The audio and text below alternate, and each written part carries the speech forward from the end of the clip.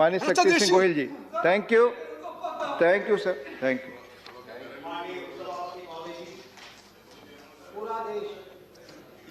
GST, नोटबंदी और कुछ गलत नीतियों की वजह से एक मुश्किल से दौर से गुजर रहा था, और उसी वक्त पे कोरोना की महामारी ने एक बहुत बड़ा झटका दे दिया। बहुत लोग बर्बाद हो गए। एक उम्मीद की आस की किरण थी कि भारत सरकार का बजट आएगा, हमारे लिए कुछ सुनहरा चांद खिल जाएगा। मुझे कहना होगा, देशवासियों की उन उम्मीदों को धूमिल कर देने वाला ये बजट लेके आई है सरकार। कमाई करो, उसके पर भी टैक्स भरो, और खर्च करो तो उसके ऊपर भी टैक्स भरो, ये कहने वाला ये बजट ये सरकार लेकर आई है। माननीय उपसभापति महोदय जी, एक ही मां के दो बच्चे होते हैं। एक छोटा बेटा होता है, एक उम्र में बड़ा मजबूत हुआ बेटा होता है। दोनों बेटे अपने होते हुए मां छोटे को गोद में बिठा के खिलाती है, और अगर बड़े के पास ज्यादा है तो लेके उसको देती है छोटे को।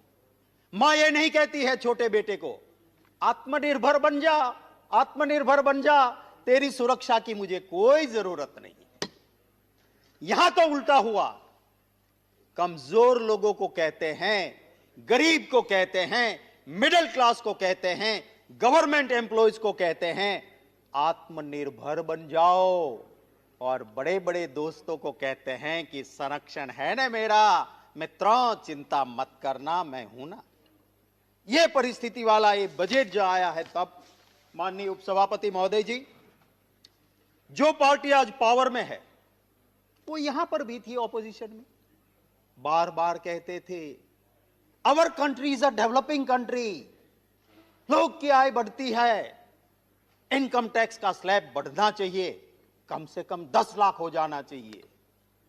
आपने उस स्लैब में कोई बढ़ोतरी नहीं की, आपने एटीसी में कोई बढ़ोतरी नहीं की। हाँ, कुछ कुछ किया आपने। वो कैसा किया? जैसे इंटरनेट में बैठते हैं ना महोदय, कहीं कहीं बहुत अट्रैक्टिव प्रपोजल लगती है, चलो इसको खरीद लो, बहुत बढ़िया है, पर फिर धीरे से लिखा होता है T&C apply, terms and condition applies, और जब वो टर्म्स एंड कंडीशन में जाओगे तो पाओगे कि यहां तो ठगे गए हो, कुछ मिलेगा नहीं। इस बजट में भी ऐसा है। लफ्ज हुआ सीनियर सिटीजन, सीनियर सिटीजन 60 साल में आ जाता है, ये नई डेफिनेशन लेके आए 75 साल। जोर जोर से कहा गया कि उसको टैक्स नहीं भरना होगा, इसको रिटर्न नहीं भरना होगा। फिर टर्म्स एंड कंडीशन आई कि जो पेंशनर है वही, और जिसकी सिर्फ इंटरेस्ट की इनकम है वही, बाकी तो 80 साल के बूढ़े को भी वही की वही हालत है। तो ये उपसभापति महोदय जी, इस बजट की असलियत है। भावनगर में शिप ब्रेकिंग यार्ड है, शिप ब्रेकिंग को डबल करने की आप बात करते हो। आपने देखा 5 साल का एवरेज देखो, 55 से 75, 55 टू 75 प्लॉट्स ही ऑपरेशनल है। क्यों? क्योंकि आपकी पॉलिसी कुछ बीच में आती है। आप बाहर से स्क्रैप आता है, उसकी ड्यूटी 0 करते हो, और जहां पे एम्प्लॉयमेंट जनरेट जो इंडस्ट्री करती है, उस शिप ब्रेकिंग पे आप 2.5% ड्यूटी लगाते हो। कैसे चलेगा? री रोलिंग मिल्स चल रही है वहां पे, बहुत अच्छी चलती थी। अभी वहां पे आपका एक आदेश आया है, उसकी वजह से स्टील अथॉरिटी कंट्रोल ऑर्डर, उसकी वजह से शिप का जो स्क्रैप निकलता है वहां से आप स्टील बार्स नहीं बना सकते। मैं कहता हूं कि क्वालिटी को जरूर मेंटेन करें, पर किंतु 20 mm तक के स्टील बार बनाने के लिए इसमें मंजूरी मिल जानी चाहिए। इस बजट की वजह से इलेक्ट्रॉनिक सामान, सूती कपड़े, सिल्क, प्लास्टिक, लेदर, ऊर्जा उपकरण, कपड़े, एलईडी बल्ब, फ्रीज, एसी, सब कुछ महंगा आप करने जा रहे हो। ये सब महंगा होगा, आपका टैक्स का दंडा पड़ रहा है उसके ऊपर। और हम सब यहां पे स्टेट्स को रिप्रेजेंट करते हैं, हम राज्यसभा के मेंबर हैं। हमारी जिम्मेवारी है स्टेट के इंटरेस्ट को प्रोटेक्ट करने की। ये सरकार क्या कर रही है? 14वें वित्त आयोग ने कहा है कि जो भी टैक्स लेगी भारत सरकार, 40% स्टेट को देना पड़ेगा। ये सरकार टैक्स की बजाय सेस लेने जा रही है, इसलिए कि सेस से पैसा आएगा, राज्य सरकार को उसका हिस्सा नहीं देना पड़ेगा। ये जो पॉलिसी अपनाई है, मैं इसका विरोध करता हूं। माननीय महोदय, मैं ये जरूर कहूंगा कि वित्त मंत्री जी तो जो है ना, बहुत शालीन है, बहुत अच्छी है।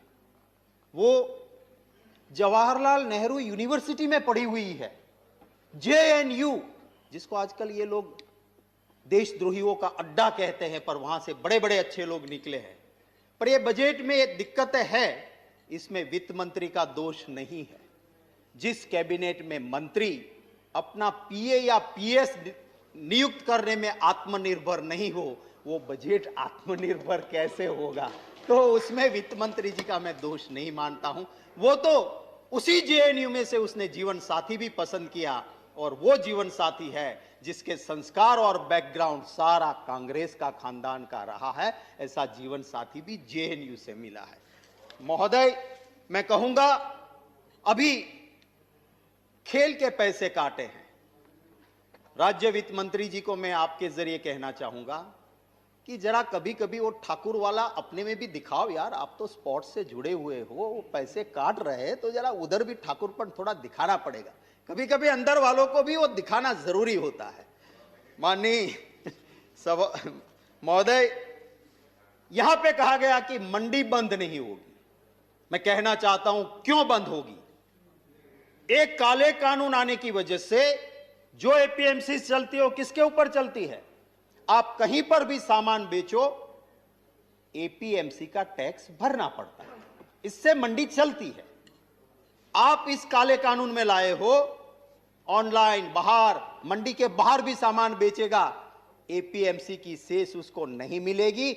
बताओ मुझे, APMC कैसे जिंदा रहेगी जिसके पास और कोई चारा ही नहीं है? एक किसान, मत समझो आप, एक कुदरत का दिमाग भी पहचान लेता है तो तुम्हारा काला कानून तो कैसे भूल पाएगा? वो जरूर पहचान लेता है। ये मत कहो कि उसने कानून को समझे नहीं है, ये कहो कि हमारे कानूनों को किसान अच्छी तरह से समझ चुके हैं, इसलिए वो आंदोलित हुए हैं, इसलिए वो जान दे रहे हैं, इसलिए वो आपके खिलाफ लड़ रहे हैं।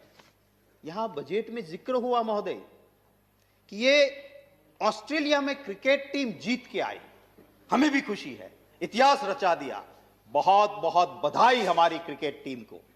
पर वही नेता ट्वीट करने वाले और बजट में रखने वाले इतना बोल देते ना कि वो क्रिकेट की टीम इतिहास इसलिए रच के आई कि बेस्ट परफॉर्मर 4 हिंदुस्तानी क्रिकेटर में एक सिख था, एक मुसलमान था, एक हिंदू था और चौथा ईसाई था। ये एक साथ मिलकर एक टीम बन के लड़े थे, तब हम जीत के आए थे। और जिसको ये तोड़ने की बात करते हैं, इन दिलों को जो तोड़ने की बात करते हैं, उनको ये समझना होगा, प्लीज मेंटेन साइलेंस प्लीज। इससे कोई फायदा नहीं होगा। महोदय, मैं ये कहना चाहता हूं, प्लीज मेंटेन साइलेंस। बैठे महोदय, मैं आपके जरिए please maintain silence. Please maintain.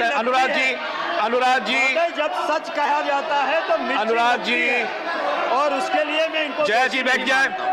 Anurag जी बैठे। महोदय, सच सुनने की तैयारी रखनी चाहिए। हमने भी मंत्री जी को सुना था, वो थोड़ी थोड़ी मिर्ची लगती है और वो जरूरी है। गोयल साहब की बात जा रही है on record. No one else will go on record please. Let's maintain the decorum please. धन्यवाद। मैं महोदय, यहीं से कहा गया था कि सच, मैंने इसी हाउस में सुना कि सच सुनने की तैयारी रखनी चाहिए, सच सुनने से मोक्ष मिलता है। तो मैं उसी लाइन को दोहराते हुए मेरी बात आगे बढ़ाता हूं। महोदय, MSP 2011 में भूपेंद्र जी आज के प्रधानमंत्री गुजरात के मुख्यमंत्री थे मनमोहन सिंह जी साहब, एक निष्ठावान प्रामाणिक आदमी यहां बैठे थे, प्रधानमंत्री थे। उन्होंने विरोधी दल के एक चीफ मिनिस्टर को उस कमेटी की जिम्मेवारी दी। उस कमेटी ने 2011 में एक रिपोर्ट सबमिट की और उसमें लिखा कि मिनिमम सपोर्ट प्राइस कानून नहीं बनेगा तो किसान को फायदा नहीं है। एमएसपी कानून होना चाहिए, वो मोदी जी की अध्यक्षता वाली कमेटी ने कहा था।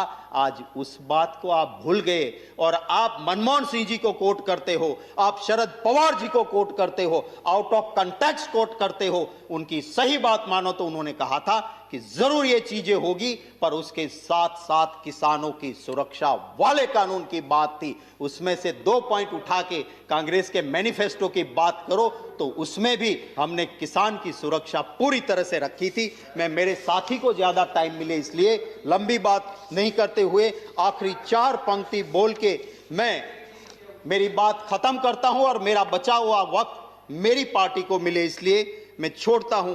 किसान अपने ढेरों दुखों का दुखड़ा, किसान अपने ढेरों दुखों का दुखड़ा सरकार आपके द्वार फोड़ता है। मजदूर अभी भी पत्थर तोड़ता है। पूंजीपति आपके साथ दौड़ता है, मजे करता है। रह गए वह जो मेरे भारत का नारा लगाते हैं, रह गए वो जो कहते हैं जय जवान जय किसान। उसे आप कहते हो तेरे लिए कुछ नहीं, तुम तो दाल रोटी खाओ, प्रभु के गुण गाओ, आत्मनिर्भर इनके पाले नहीं पड़ता। थैंक यू महोदय। Thank you. Honorable Shri Bhupendra Yadav ji.